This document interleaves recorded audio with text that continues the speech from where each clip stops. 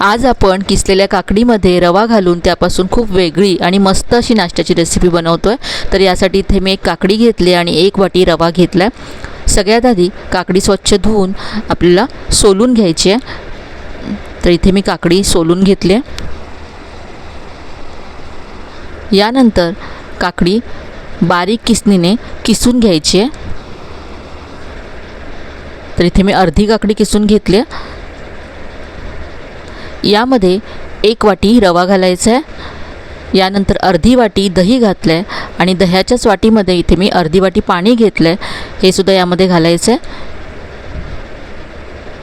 काकडीला सुद्धा पाणी सुटतं, त्यामुळे आपल्याला यामध्ये जास्त पाणी घालायचं नाही आहे। हे मिश्रण आपल्याला घट्टसरच हवं आहे। तर हे सगळं मिक्स करून आपल्याला आता हे झाकून साधारण 10 ते 15 मिनटं बाजूला ठेवून द्यायचं आहे, म्हणजे यातला रवा छान फुलेल। तोपर्यंत आपण चटणी बनवूया। तिथे गॅसवरती मी कढई गरम करत ठेवली आहे। यामध्ये 1 चमचा तेल घातलं आहे, अर्धा चमचा जिरं घातलं। यानंतर यामध्ये कांदा घालायचा आहे, लसूण घातली आहे आणि टोमॅटो घातला आहे। पाव चमचा मीठ घातलं। कांदा टोमॅटो सॉफ्ट होईपर्यंत परतून घ्यायचं आहे। कांदा टोमॅटो इथे सॉफ्ट झाला आहे। यामध्ये मी कोथिंबीर घातली। कोथिंबीर घातल्यावर लगेचच गॅस बंद करायचा आहे आणि यामध्ये चवीप्रमाणे लाल तिखट घालायचं आहे। सगळं पुन्हा एकदा मिक्स करून घेतलं। हे सगळं साहित्य मिक्सरच्या भांड्यामध्ये काढून घेऊन थोडंसं पाणी घालून ही चटणी वाटून घेतली आहे। तर इथे चटणी तयार आहे। तुम्हाला हवं असल्यास तुम्ही यावरती मोहरी कढीपत्त्याची फोडणीसुद्धा घालू शकता। इथे मी फोडणी घातलेली नाही आहे। साधारण 10 मिनटं झालेत आणि हे जे मिश्रण आपण झाकून ठेवलं होतं ते छान फुललं आहे। यातला रवा छान असा फुलला आहे आणि हे आधीपेक्षा घट्टसुद्धा झालं आहे। यामध्ये चवीप्रमाणे मीठ घातलं आहे। यामध्ये मी कांदा घातला, बारीक चिरलेली हिरवी मिरची घातली, थोडीशी कोथिंबीर घातली।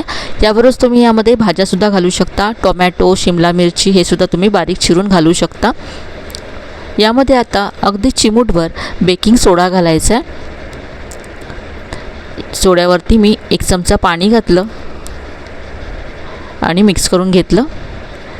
आता याचे आपण अप्पे बनवणार आहोत। तर इथे मी अप्पे पॅन गरम करत ठेवला होता, त्यामध्ये थोडंसं तेल घातलं आहे। यामध्ये मिश्रण घालायचं आहे।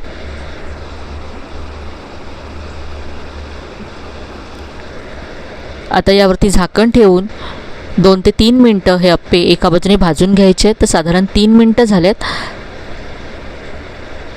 आपण हे अप्पे उलटून घेऊया।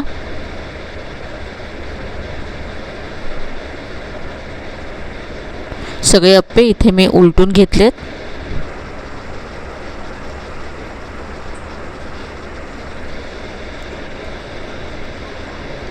यानंतर झाकण ठेवून दुसऱ्या बाजूने सुद्धा अप्पे भाजून घ्यायचे आहेत। यावरती मी थोडंसं तेल घातलं आहे। दुसऱ्या बाजूने सुद्धा हे अप्पे मी 2 ते 3 मिनटं भाजून घेतले। अगदी मस्त गोल गरगरीत असे आपले हे अप्पे तयार झाले आहेत, पाहू शकता। खूप मस्त असा रंग आला आहे। इथे मी सगळे अप्पे काढून घेतलेत। आपण जी चटणी बनवली त्याबरोबर हे अप्पे खूपच छान लागतात। तर हे काकडीचे अप्पे तुम्ही एकदा तरी नक्की करून पहा। इथे मी तुम्हाला एक तोडून दाखवते। आतपर्यंत अगदी हलके होतात, जाळीदार होतात। तर आजची रेसिपी तुम्हाला नक्कीच आवडली असेल। रेसिपी कशी वाटली कमेंटमध्ये कळवायला विसरू नका। रेसिपी आवडली असेल तर व्हिडिओला लाईक करा, शेअर करा। चॅनलला अजून सबस्क्राईब केलं नसेल तर नक्की सबस्क्राईब करा। चला तर मग पुन्हा भेटूया अशा छान छान नवीन नवीन रेसिपीसह। तोपर्यंत धन्यवाद।